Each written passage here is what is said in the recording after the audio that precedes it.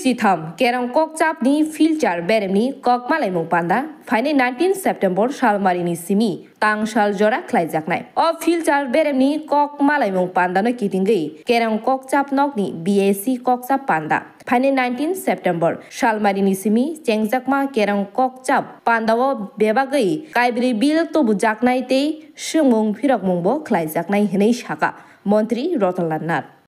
আগামী 19 তারিখ থেকে মানে 19 সেপ্টেম্বর রাজ্য বিধানসভার অধিবেশন বসছে। মহামান্য রাজ্যপাল উনি সামন্স করেছেন এবং সেই অনুযায়ী যেহেতু স্পিকার অসুস্থ, as per rules of the business, আমাদের বিধানসভার যে বিজনেস রয়েছে, বিজনেস রুলস রয়েছে, সেই রুলস অনুযায়ী ডেপুটি স্পিকার এটা প্রিসাইড করে। আজকে সেই অনুযায়ী বিএসসি রিপোর্ট আজকে এখানে প্লেস হয়েছে। ডেপুটি স্পিকার চেয়ারম্যানশিপে সব মেম্বার উপস্থিত ছিলেন, বিজেপি দলের যারা প্রতিনিধি তারা উপস্থিত ছিলেন, ত্রিপুরা মতা দলের যে প্রতিনিধি উনিও উপস্থিত ছিলেন, কংগ্রেসের প্রতিনিধি উপস্থিত ছিলেন, সিপিএম দলের প্রতিনিধি উপস্থিত ছিলেন। যদিও জিতেন বাবু অপোজিশন লিডার কোনো জরুরি কাজে বোধহয় বাইরে আছে, সেজন্য উনি আসতে পারেনি। ওনার পরিবর্তে একজনকে পাঠিয়েছে, অথরাইজ করে পাঠিয়েছে। যদিও অথরাইজেশন সিস্টেম নেই, কিন্তু ডেমোক্রেসির স্বার্থে আমরা এটা গ্রহণ করি। আমরা সবাই মিলে বিধানসভা আলোচনা করতে চাই। তো আজকে আলোচনা হয়েছে, অধিবেশন বসবে 19 শুরু হবে এবং 23 তারিখ শেষ হবে। কেন 23 তারিখ শেষ হবে? 19 আর 22 প্রোগ্রাম। এর মধ্যে প্রধানমন্ত্রী আসছে ত্রিপুরাতে, প্রায় কনফার্ম। কোনো অগত্য কারণ যদি থাকে, অন্য কোনো কারণ আই ডোন্ট নো, কিন্তু প্রধানমন্ত্রী আসছেন সরকারি অনুষ্ঠানে। যেহেতু উনি আসছেন, 22 তারিখ আমরা হাউসটা রাখছি না। আমরা বিএসসিতে আলোচনা করেছি 22 তারিখে যে বিজনেসগুলি আছে,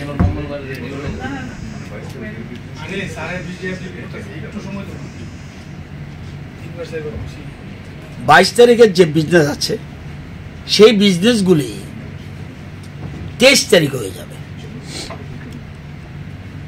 স্বরাষ্ট্র দপ্তর যা যা আছে সবগুলি 23 হবে।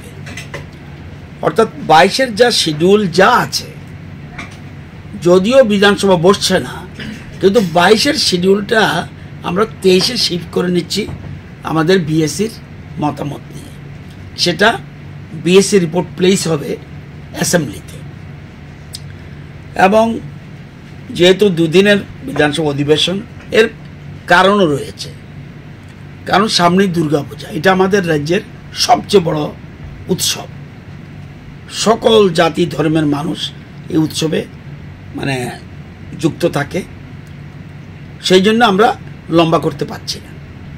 নেক্সট অধিবেশন যখন হবে, এটা যেন ম্যানেজ হয়, সেগুলি আমরা চিন্তা ভাবনা করে আলোচনা করেছি। এছাড়া তবুও 4টা বিল আসবে এবং যেগুলি শুক্রবারে প্লেস হবে এবং নেক্সট ডে যেটা হাউস হবে সেদিন আলোচনা হবে।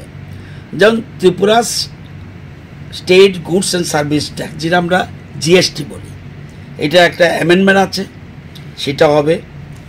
একটা নতুন ত্রিপুরা জনবিশ্বাস অ্যামেন্ডমেন্ট প্রভিশনস বিল, এটা এখানে প্লেস হবে। আরেকটা হলো দি ফ্যাক্টরিজ বিল 2025, এটা amendment bill, second amendment bill, এটা আসবে। আরেকটা হবে Tripura shops and establishment, 7th amendment bill. এই 4টা বিল প্লেস হবে মানডেতে আর শুক্রবারে। আর শুক্রবারে এছাড়াও রয়েছে প্রাইভেট মেম্বার্স রেজুলেশন। ব্যালটিংয়ে 3 জন টিকেছে, এর মধ্যে একজন হলো দীপক মজুমদার, মাননীয় সদস্য, উনি একটা প্রাইভেট মেম্বার্স রেজুলেশন আনবেন। আরেকটা আনবেন রামপদ জমাতিয়া, উনিও ব্যালটিংয়ে টিকেছেন, উনি একটা বেসরকারি প্রস্তাব আনবেন।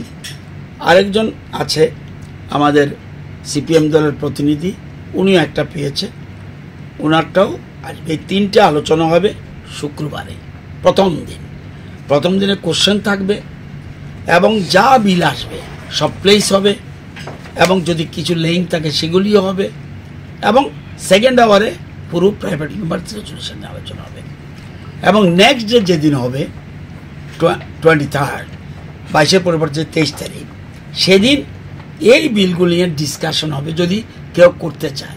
এছাড়া কোশ্চেন আওয়ার থাকবে, অন্যান্য বিষয় থাকলে যেগুলি আছে লিঙ্ক টেঙ্কগুলি থাকবে। এই হলো সংক্ষিপ্তভাবে বিএসসির যে আলোচনা হয়েছে, এই বিষয়ে আলোচনা হয়েছে। স্যার 2 দিন বসছে। 2 দিন স্যার যেহেতু অধ্যক্ষ নেই, সিস্টেম এটা বিধান আমাদের সংবিধানে রয়েছে, আমাদের রুলসে রয়েছে যে আমরা বিধানসভায় সেই রুলস এবং বিধানসভার আমাদের সংবিধান মেনেই আমরা কাজ করি। সুতরাং যদি স্পিকার ডেপুটি স্পিকার নাও থাকে তারপর হাউস চলবে, এটা প্রভিশন করে দিয়েছে। স্পিকারও নেই, ডেপুটি স্পিকার নেই, কোনো অজ্ঞাত কোনো একটা কারণে অসুবিধা হয়েছে, তারপরে বিধানসভা চলবে, কারণ চেয়ারম্যানরা রয়েছে বা আইন রুলস এবং কনস্টিটিউশন এই পাওয়ার দিয়ে দিয়েছে। সুতরাং বিধানসভা বন্ধ থাকতে পারবে না। কারো ব্যক্তিগত অসুখ থাকতে পারে, অসুস্থ থাকতে পারে, অন্য কারণ তো জরুরি কাজ থাকতে পারে, সেক্ষেত্রে বিধানসভা বসবে। Bureau report, খুমপুই।